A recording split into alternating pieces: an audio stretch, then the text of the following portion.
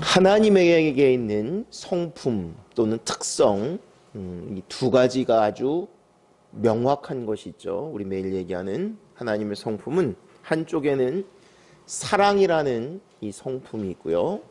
또 하나는 정의, 공의라는 성품이 있습니다. 우리가 성경을 굳이 나눈다면 꼭 그렇게 나눌 수는 없지만 구약은 이 정의, 율법 여기에 더 가깝고요. 신약은 사랑 여기에 더 가깝죠.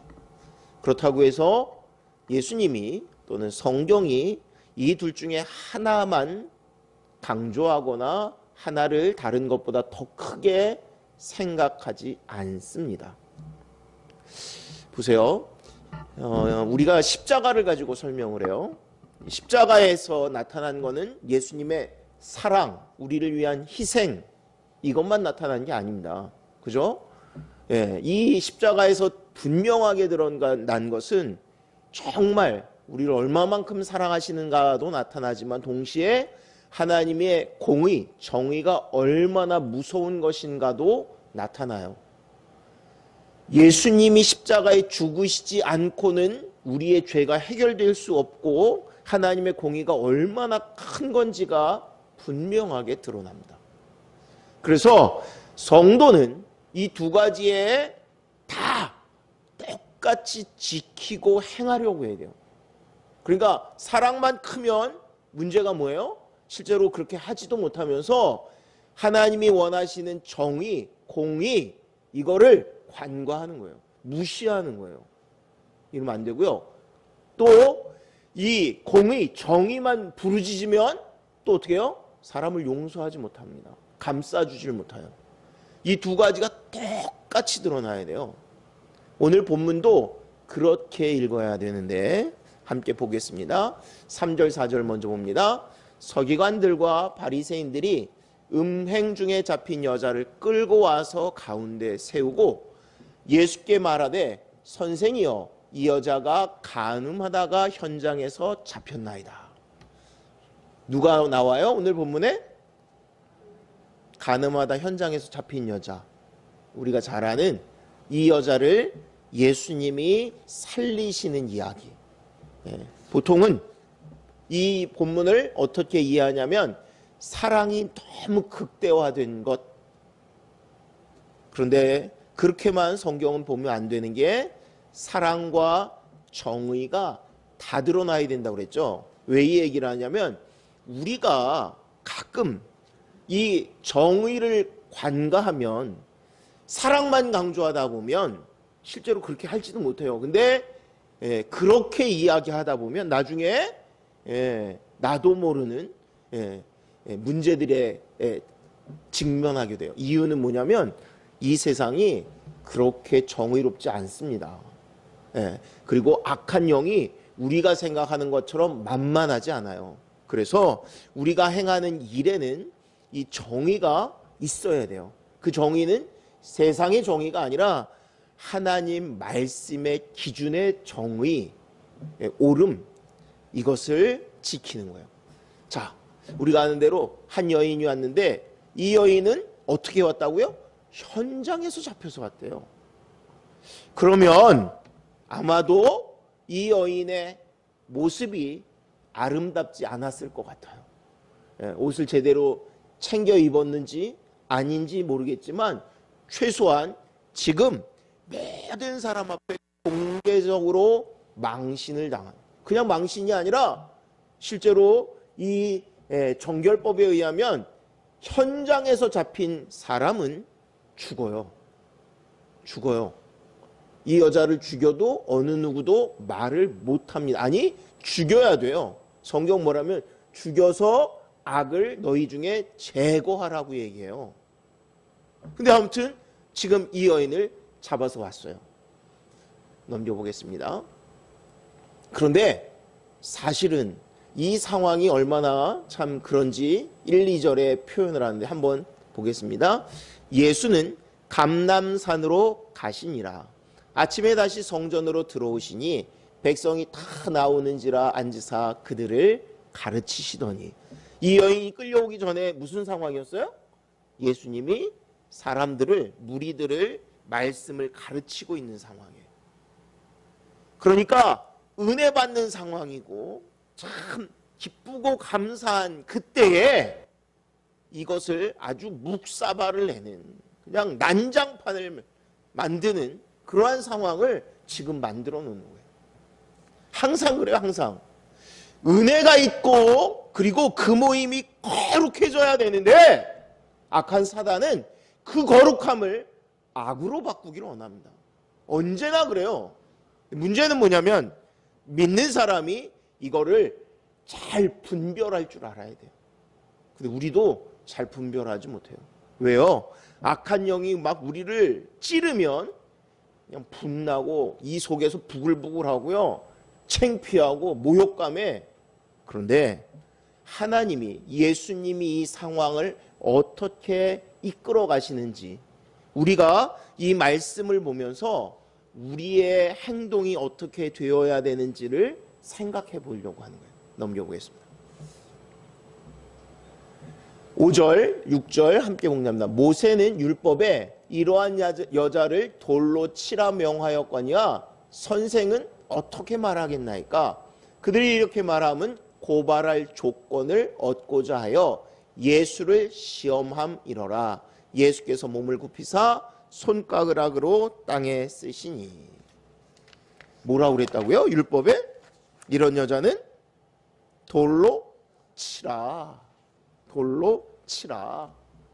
그러니까 지금 원래 율법대로 하면 어떻게 되는 거예요? 돌로 쳐야 돼요. 돌로 친다는 얘기는 돌로 쳐 죽이라는 얘기예요. 다른 게 아니라. 그런데 이렇게 얘기하는 이유는 뭐라고요? 고발할 조건을 찾는 거예요. 여러분, 뭔가 어떤 상황에서 누군가 또는 악한 영이 우리를 건드리는 이유는 그걸로 여러분 무너지지 않습니다. 그냥 여러분들을 분나게 하는 거예요. 넘어지게 하는 거예요. 그런데 우리도 쉽게 넘어져요.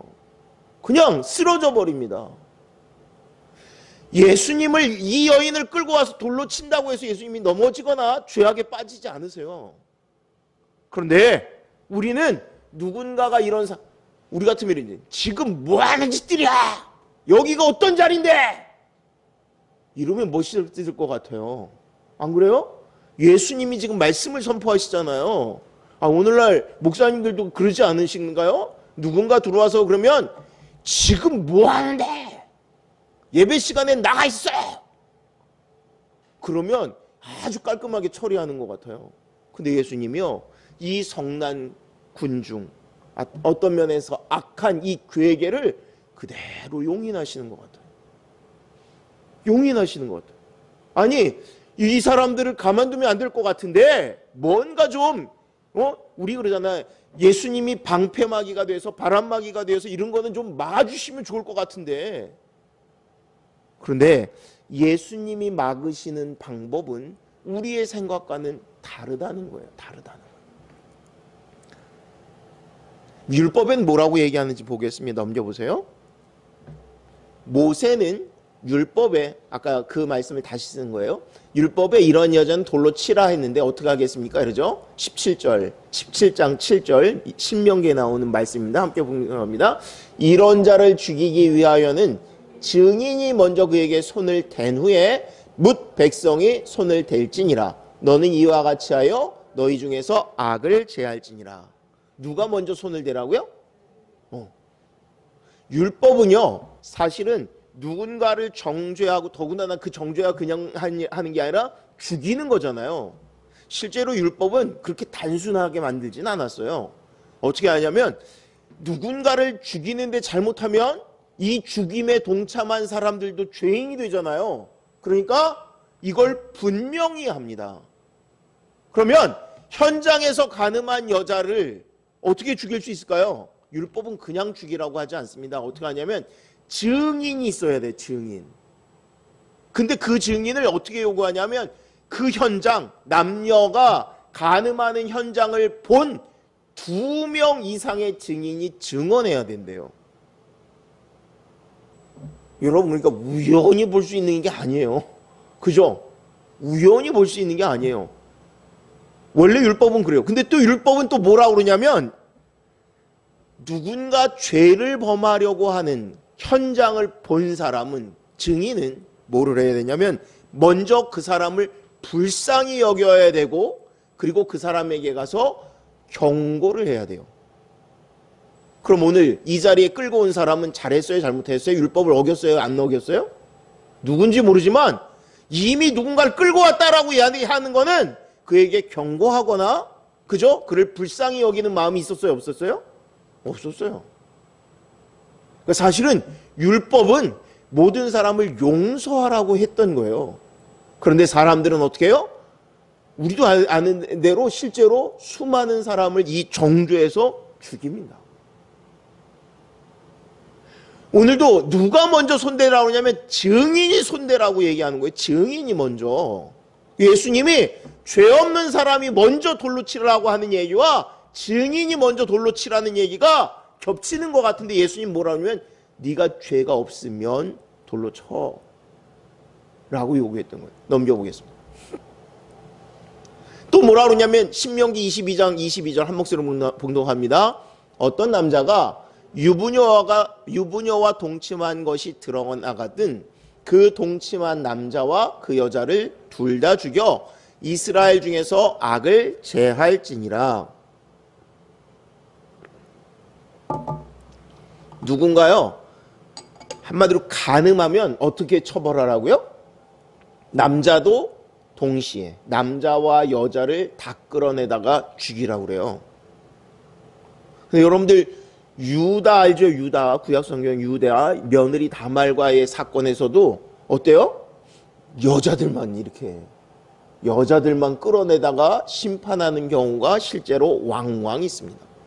그러니까 실제로 이 법이 정말 하나님이 원하시는 이스라엘 백성들 중에, 무리들 중에 있는 악을 제거하라고 하나님은 말씀하신 것인데, 사람들은 어떻게 사용하는 거예요? 이거를 남자가 여자를 정죄하거나 또는 여자를 꼼짝 못하게 만드는 그 도구, 또는 사람들을, 지금은 어떤 도구요? 예수님이 어떻게 하시나? 사랑 그렇게 말씀하시는 분이 이 사건을 어떻게 하시나? 그러면 율법을 어기시는 건가? 세상은요, 악한 영은요, 우리보다 똑똑해요. 그래서 우리가 뭐를 해야 되냐면 말씀을 잘 알아야 돼요.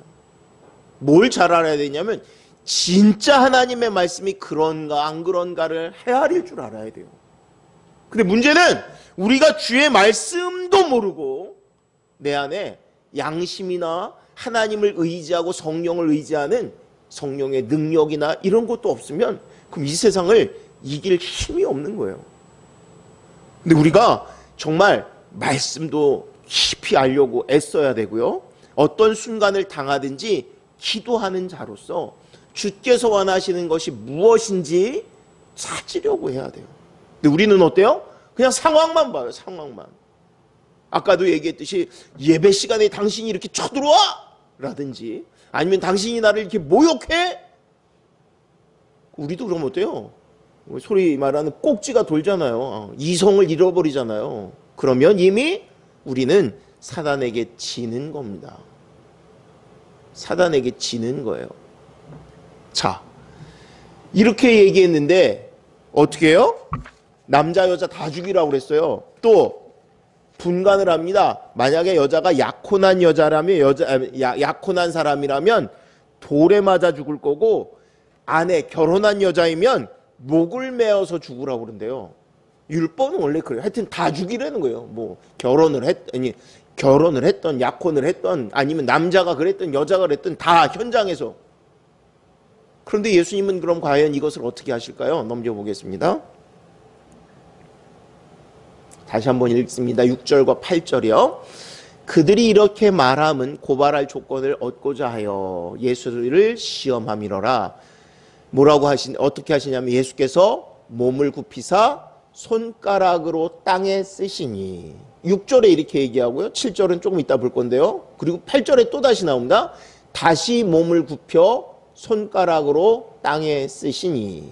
우리가 아는 대로 무언가를 예수님이 손가락으로 땅에다 쓰셨대요. 그걸 한 번도 아니고 두 번을 겹쳐서 하십니다. 뭐라고 쓰셨을까요? 여러분들은 생각이, 그러니까 성경에는 안 나와 있어요. 여러분들은 예수님 뭐라고 쓰셨을 것 같아요? 설교 어떤 목사님이 하시는 거 들어보셨을 수도 있고요. 뭐라고 쓰셨을까요? 정답을 얘기하는 게 아니라 여러분들의 생각을 묻는 거예요. 또 하나는 제가 질문하는 건 왜 예수님이 쓰셨을까를 한번 생각해 보자는 거예요. 자, 넘겨봅니다. 예레미야 17장 13절에는 이런 말씀이 있어요. 이스라엘의 소망이신 여호와여, 무릇 주를 버리는 자는 다 수치를 당할 것이라. 무릇 여호와를 떠나는 자는 흙에 기록이 되오리니 이는 생수의 근원이신 여호와를 버림이니라. 뭐라고요? 여호와를 버린 자, 떠난 자는 어떻게 하라고요? 흙에 기록이 되어. 이유는 생수의 근원 되신 여호와를 버렸기 때문에. 이 얘기를 지금 왜 읽었냐면 신학자들은 이 본문을 아마 예수님이 쓰셨을 거다라고 얘기해요. 여러분들 왜 그러셨지? 이게 왜 그런가? 네. 지금 누구든지 여호와를 저버리고 떠난 사람, 그 사람은 지금 내가 이게 흙에 뭔가를 쓰는 것처럼 주께서 기억하지 아니하시리라, 그런 의미라고 얘기한다는 거예요. 이거를 조금 더 확대하면 어떻게 얘기하냐면 구약의 모세의 율법은 어디에 쓰여지죠? 돌판에 쓰여지잖아요.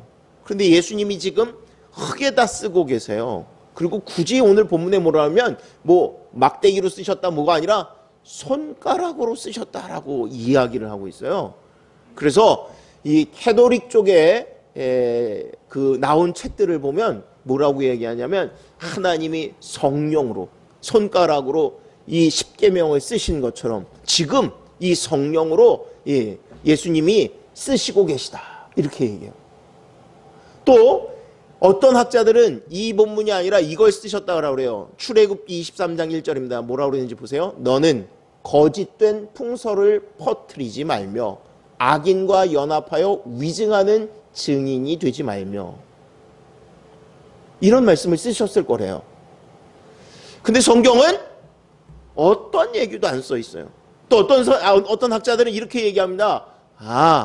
예수님은 우리의 중심을 모시고 있기 때문에 어떤 그들이냐면 지금 돌을 잡고 있는 사람들, 바리새인들, 서기관들이 행하는 죄의 목록을 썼을 것이다. 그래서 그 죄를 쓰는 것을 보는 순간 그들이 죄책감을 느꼈을 것이다, 이렇게 얘기해요. 또 여러분들 어떤 영화에 보면 예수님이 글을 쓰시는 게 아니라 쫙 금을 그으시는 그런 게 있어요. 그래서 어떻게 표현하냐면 예수님이 이 여인을 보호하기 위해서 그들과 무리와 경계를 그었을 것이다, 이렇게 얘기해요. 과연 왜 그러셨을까요? 넘겨보겠습니다. 그런데 그 뒤에 바로 6절에 손가락으로 땅에 그으셨다, 쓰셨다라는 얘기 다음에 7절에 뭐라고 얘기냐면 그들이 묻기를 마지 아니하는지라.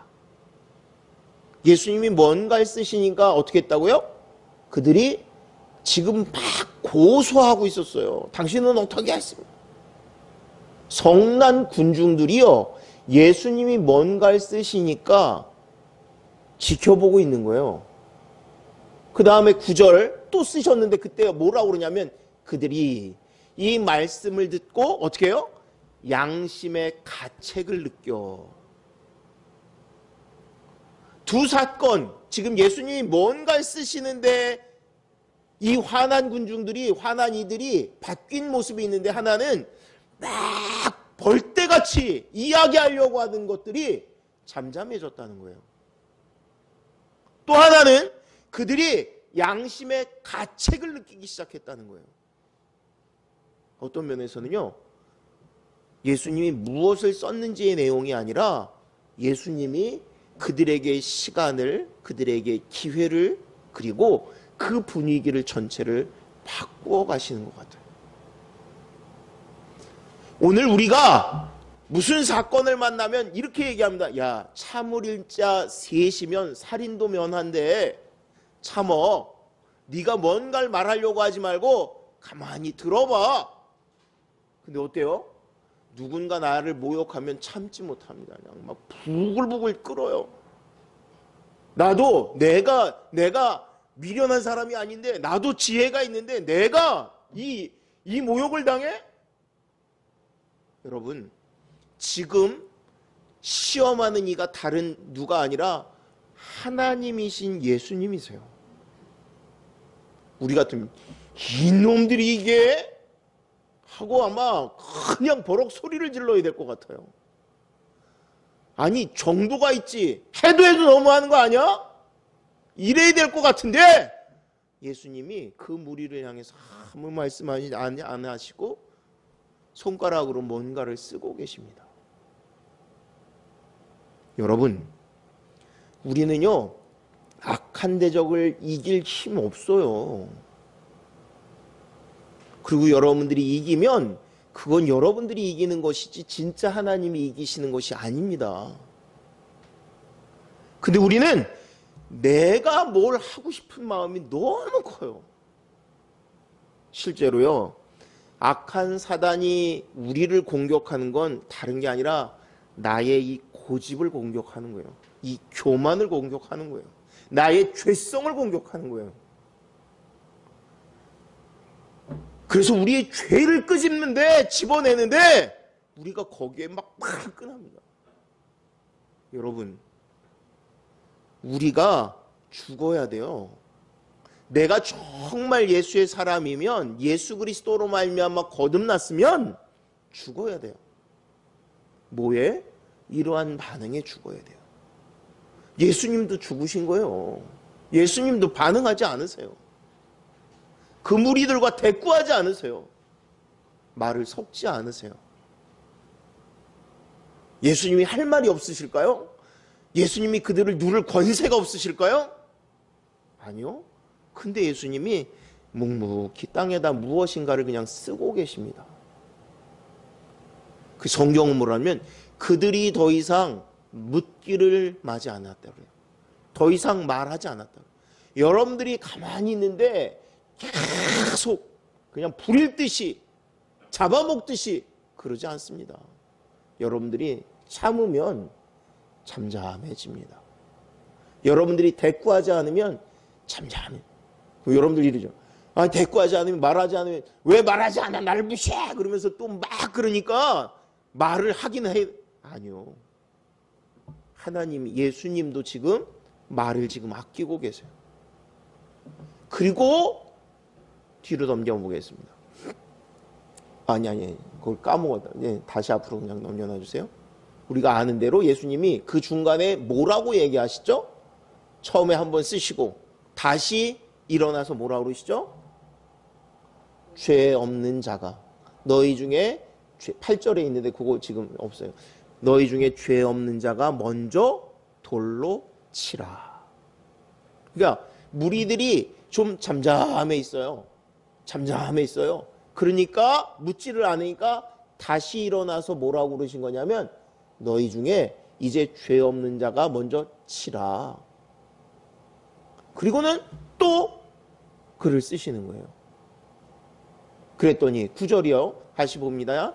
그들이 이 말씀을 듣고 양심의 가책을 느껴 어른으로 시작하여 어린이까지 하나씩 나가고 오직 예수와 그 가운데 섰는 여자만 남았더라. 어떻게 했다고요? 양심의 가책을 받아서 사람들이 하나씩 둘씩 나갔대요. 근데 누구부터 나갔다고 그래요? 어른부터 나갔대요. 그리고 젊은이까지 나갔대요. 이걸 가지고 또 뭐 어른이 누구냐, 나이 든 사람이냐, 아니면 뭐 권위가 있는 사람이냐. 근데 중요한 건 양심의 가책을 느끼는 사람이 어른이에요. 양심의 가책을 느끼는 사람은 그래도 나은 놈인 겁니다. 왜 그럼 양심의 가책을 안 느낄까요? 자기가 살아있으면 양심의 가책을 느끼지 않습니다. 내가 부끄러운 것 같은 거예요. 초라해지는 거예요. 아니요. 우리는 하나님 앞에 부끄럽고 초라할 수밖에 없어요. 근데 지금 누가 먼저 나갔다고 그러냐면 양심의 가책을 느낀 어른이 누군가가 먼저 그 자리를 떠나니까 마무리가 되기 시작하는 거예요. 이 웅성거리고 시끄럽고, 아니 원래는 말씀을 가르치던 자리잖아요. 사람들이 은혜 받던 자리잖아요. 그런데 이걸 아수라장으로 만들었는데 그 아수라장을 예수님이 어떤 면에서 별 행동을 하지 않으셨습니다. 별 말씀을 하지 않으셨습니다. 그죠? 별 말씀을 하지. 율법을 가지고 쫙 아까 제가 따져보듯이 했잖아요. 율법에 그랬으니까 니들 이거 잘못됐어. 이렇게 하시나요? 아니요. 예수님 모르셔서 가만히 있으셨을까요? 예? 아니요. 근데 예수님이 어떻게 대처하시는가? 우리가 봐야 돼요. 우리가 어떻게 이길 수 있을까요? 그 사람들이 성나고 소리를 지르면 뭘 할 수 있을까요? 우리는 기도할 수 있어요. 기도. 무슨 기도예요? 하나님의 성령이 이 자리에 함께하여 주세요. 우리의 입술에 말에 힘을 주시고 해야 할 말과 하지 않을 것을 구분하게 하시고 내가 해야 할 행동과 그렇지 않은 것을 행하게 하여 주세요. 예수님은 철저하게 그들과 구분을 합니다. 또 하나는 예수님이 지금 우리는 이 본문에서 이 여인, 간음하다가 걸린 이 여인만 살린 것 같아요. 그래요? 돌 던지지 않은 그 사람들도 다 살리는 거예요. 그 사람들도 다 사랑하세요. 그들이 돌을 던졌다면 어떻게 해요? 그들과 분쟁했다면 어떻게 할까요? 예수님이 그들을 정죄하려고 그러시지 않으세요. 하나님이 우리를 정죄하지 않으세요. 하나님이 우리를 야 이놈아 하고 꾸짖지 않으시고 우리에게 말씀을 통해서 이 사람들이 양심의 가책을 느낀 것처럼 말씀이 뿌려지면, 말씀이 들어가면 우리의 심령이 깨지게 만드시는 분이세요. 그러니까 여러분들이 우리가 싸워서 이기는 게 아니라 하나님이 하게 하셔야 돼요. 하나님은 우리에게 이 말씀을 통해서 우리가 어떻게 사랑과 정의, 하나님 다 행하세요. 하나만 사랑으로만 하시지 않으세요. 정의 그대로 다 지키고 행하십니다. 그럴 때에 진짜 사랑이 나타나는 거예요. 그럴 때에 진짜 하나님이 원하시는 정의가 성취되는 거예요. 야, 괜찮아. 누구든지 사랑해. 이게 사랑이 아니에요. 하나님의 사랑은 분명하게 악한 것과 이것을 구분하십니다. 넘겨보겠습니다. 마지막 부분입니다. 함께 공부합니다. 예수께서 일어나 여자 외에 아무도 없는 것을 보시고 이르시되 여자여 너를 고발하던 그들이 어디 있느냐? 너를 정죄한 자가 없느냐? 대답하되 주여 없나이다. 예수께서 이르시되 나도 너를 정죄하지 아니하노니 가서 다시는 죄를 범하지 말라 하시니라. 자, 보세요. 뭐라 그래요? 예수님이 아까 9절 마지막 부분에 보면 예수님은 앉아 계시고 그를 모은 땅에다 뭔가를 쓰고 계시고 여자는 서 있습니다. 그러니까 예수님이 일어나세요. 그래서 보십니다. 아무도 없는 걸 보고 뭐라고 말씀하셔요? 너를 고발하던 그들. 누구요? 너를 고발하던 그들. 그래서 사람들이라고 얘기하지 않고 너를 정죄하던 자들, 너를 뭐라고 얘기하든 그 사람들은 나 어디 갔느냐 하는 거예요. 예, 이 여자가 뭐래요? 아무도 없습니다. 한마디로 나를 너 돌 맞아 죽어야 돼 라고 얘기하는 사람은 한 사람도 없습니다. 여러분, 어느 누구도 여러분들을 향해서 너 잘못했어 라고 얘기할 수 없어요. 그건 누구만 할 수 있어요? 하나님이 하시는 거예요. 우리도 깨달아야 돼요. 사람을 막 정죄하는데 우리가 얼마나 빠른지 몰라요. 이거는 하나님이 하시는 거예요. 예수님이 이 여인의 입술을 통해서 뭐라 그러냐면 아니요, 아무도 없습니다. 여러분들을 고발할 사람, 고소할 사람 아무도 없어요. 할 수 없어요. 왜? 나도 죄인인데 누구를 고소해요? 누구를 고발해요?